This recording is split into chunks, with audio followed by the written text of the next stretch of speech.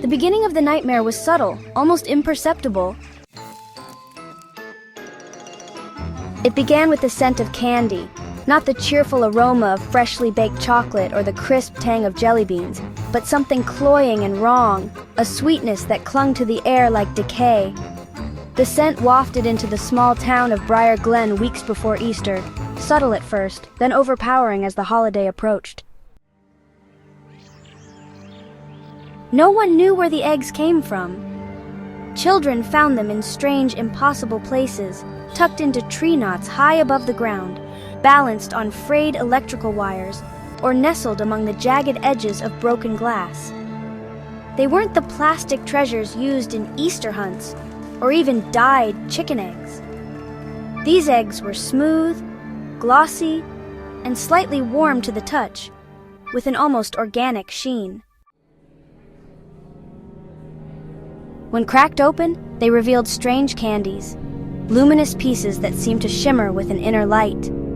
The candies smelled as sickly sweet as the air, but they were irresistible. One taste, and the children devoured them greedily, their sticky fingers reaching for more. Parents laughed at first, amused by the mystery. "Someone's really gone all out this year," they said, though unease lingered in their voices. No one could explain how the eggs appeared in such precarious places, or why their children were so unnervingly quiet after eating the candy. It was on Good Friday when the story started. "The hopper," whispered the children, their eyes wide and gleaming with a strange light. They spoke of a giant rabbit, but not the cheerful, costumed mascot everyone knew.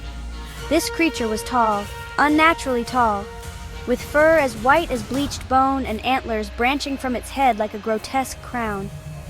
Its teeth were long and sharp, stained crimson at the tips, and its claws left deep furrows in the earth wherever it prowled.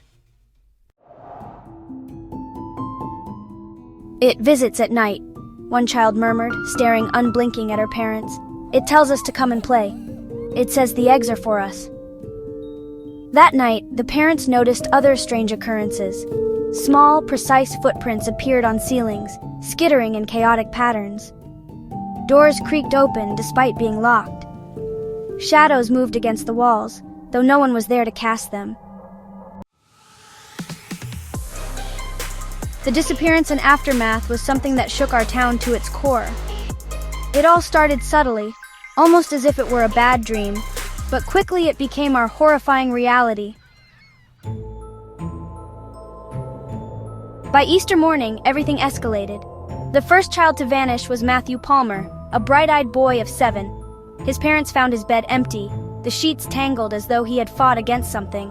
On the pillow was a single glossy egg, its surface slick with a faint, sticky residue. The town erupted into panic.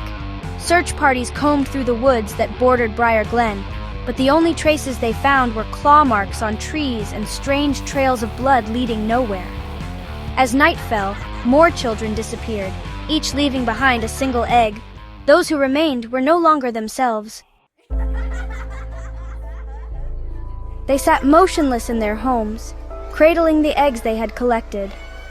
Their laughter grew sharp and shrill, echoing like a twisted chorus. They refused to eat, sleep, or speak beyond murmuring about the hopper and the burrow. The woods themselves seemed alive.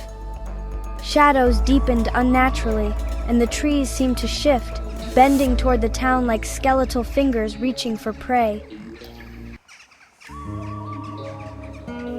Those brave enough to enter the forest swore they saw it, a hulking, rabbit-like figure, its antlers scraping against the branches as it moved. Its glowing yellow eyes pierced the darkness, and those who stared too long heard whispers, a low, guttural voice promising endless sweets and eternal games. By the time Easter Sunday ended, the town of Briar Glen was a ghost town. Every child was gone. Homes stood silent, eggs glistening ominously on empty beds and in cradles. The few survivors, adults who had refused to eat or touch the candy, fled, their minds fractured by the horrors they had seen. Years passed, and the story of Briar Glen became a dark legend. People whispered about the hollow hop, a curse that returned every Easter in a new town. Reports surfaced of glossy eggs appearing in impossible places, of children speaking of the hopper, and of entire communities disappearing overnight. No one celebrates Easter anymore.